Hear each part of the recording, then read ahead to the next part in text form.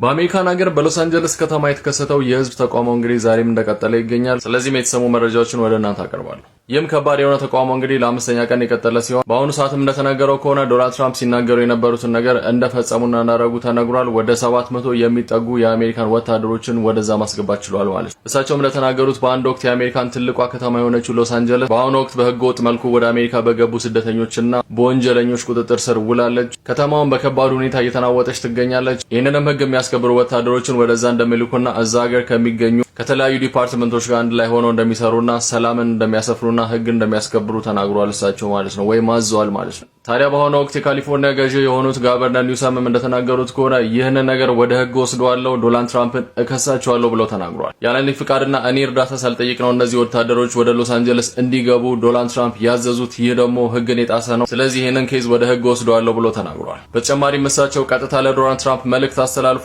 ዶናልድ ትራምፕ የሚፈልጉት እኔን እንደሆነ አውቃለሁ፣ እኔን መተው ቀጥታ ማሰር ይችላሉ፣ ነገር ግን ሐሳባቸውን በሰላማዊ መንገድ እየገለጹ ያሉትን ሰዎች እንደዚህ አይነት ወታደሮች በመላክ ሽብር እንዲፈጠርባቸው ማድረግ አልነበረበትም። ይሄንን ነገር መቃወማለሁ። ዶናልድ ትራምፕም እጅግ በጣም ውሸታም ነው ብሎ ተናግሯል ማለት ነው። እንደምትመለከቱት እስካሁን ድረስም በዚህ ተቃውሞ ምንም አይነት የሰው ህይወት አልጠፋም። ነገር ግን የሁለቱ ፖለቲካ መሪዎች እንግዲህ ግጭታቸው እጅግ በጣም እየበረታ መጥቷል። ዶናልድ ትራምፕም ወደ ሎስ አንጀለስ ወታደሮቻቸውን ልከዋል። እነዚህም ወታደሮች እንግዲህ ህግ የሚያስከብሩ ይሆናል። ነገሮች ሁሉ ካሁን በኋላ ይቀያየራሉ ማለት ነው። በነገራችን ላይ በዚህ ተቃውሞ ላይ የተሳተፉ ያሉት ወይም ሐሳባቸውን ወጥተው ኤክስፕረስ እያደረጉ ያሉት እንግዲህ ሙሉ ለሙሉ አሜሪካኖች ናቸው ማለት ይቻላል። ምክንያቱም ዶናልድ ትራምፕ ባመጡት አዲሱ ኢሚግሬሽን ሏቸው ወይም ህጋቸው እንግዲህ ህጋዊ ፍቃድ ሳይኖራቸው በህገወጥ መልኩ ወደ አሜሪካ የገቡ ሰዎችና ወንጀል የፈጸሙ ሰዎች እንግዲህ ከየቤታቸው እየታደኑ ይገኛሉ በአሁኑ ወቅት። ይህንን ተቃውሞ ነው እንግዲህ እነዚህ ሰዎች እየወጡ ያሉት። አይስ የተባሉት ኤጀንቶች እንግዲህ እንደዚህ አይነት ኤጀንቶች ናቸው፣ ከኢሚግሬሽን ጋር የተያያዙ ነገሮችን የሚያስፈጽሙ በህጋዊ መልኩ ማለት ነው። ህገወጥ ናቸው፣ በህጋዊ መልኩ አሜሪካን ሀገር አልገቡም፣ ወረቀት የላቸውም ተብሎ የሚታሰቡ ሰዎች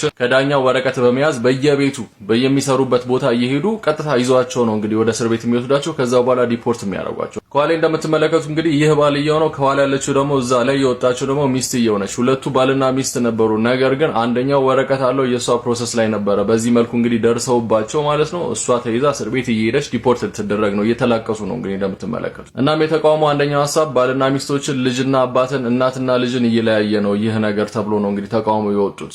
ይህ ነገር እኛንም ማለትም ኢትዮጵያኖችንም ኤርትራኖችን በዛ ሀገር የሚኖሩ ሰዎች ማለት ወረቀት የሌላቸውና በህጋዊ መልኩ ወደዛ ያልገቡ ወንጀል የፈጸሙ ሪከርድ ያለባቸው ሰዎች ይመለከታል ማለት ነው። ስለዚህ እንደዚህ አይነት ሰዎች በአሁኑ ወቅት መስራት አልቻሉም፣ መውጣት አልቻሉም፣ ከቤታቸው ተደብቀው ነው ያሉት። ቢደበቁበትም ባሉበት ቦታ ደግሞ እየመጡ እነዚህ አይስ የተባሉት ኤጀንቶች እንግዲህ እየያዟቸው ዲፖርት እያደረጓቸው ነው። አብዛኛውን ጊዜ እንግዲህ እንደዚህ አይነት የሜክሲኮ ባንዲራ የምትመለከቱት ማለትም በሰላማዊ ሰልፍ ላይ ብዙ የሜክሲኮ ባንዲራ የበዛበት ምክንያት አብዛኞቹ ሜክሲካኖች ስለሆኑ ናቸው ማለት ነው። ይህ ማለት ኢትዮጵያኖችና ኤርትራኖች ወይም የሌላ ሀገር ዜጎች በዚህ ቦታ ላይ የሉ ማለት አይደለም ማለት ነው። እናም እየተቃውሞ በአሜሪካን ሀገር በሎስ አንጀለስ ከተማ ብቻ አይደለም በተለያዩ የአሜሪካን ሀገር ከተሞች እየሰፋ ይገኛል። ዶናልድ ትራምፕ ግን እንደተናገሩት ከሆነ የአይስ የሚያደርገው እርምጃ የሚወስዳቸው እርምጃዎች እንግዲህ ይቀጥላል፣ ወታደሩ ደግሞ ህግ ማስከበሩን ይጀምራል ብለው ተናግሯል። አዲስ ነገር ካለ ወደ እናንተ ማቀርብ ይሆናል። ብሩክ ነኝ።